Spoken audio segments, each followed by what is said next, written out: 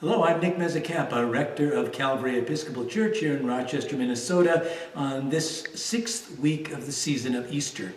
We're standing up here by the altar of the church, the congregation being out there, the choir between us. That area is actually called the choir, so not only does the choir sit there, but it's called the choir.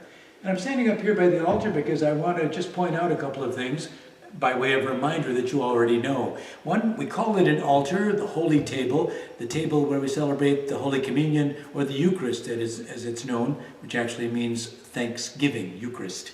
I'm standing with a chalice, and it's one of the chalices that we use, and this chalice was donated actually to the church in this Easter season of 1873. And I always think to myself, after all the years that this chalice has been used, just think how many people have looked in there with their hopes and dreams, their prayers, and their wishes for the future.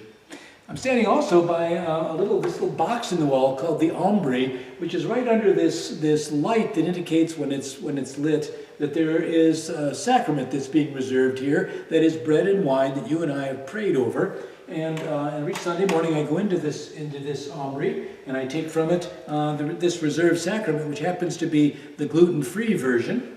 But there's also other bread that is here in the ciborium, as it is called, that is here as well. And there also is a little remnant of some of the wine that you and I have prayed over. And then during the week, should anyone have any need for the delivery of the sacrament, as opposed to going through the whole service, I can bring it here from the reserved sacrament. So the chalice and the altar, the Aumbrey and the reserved sacrament.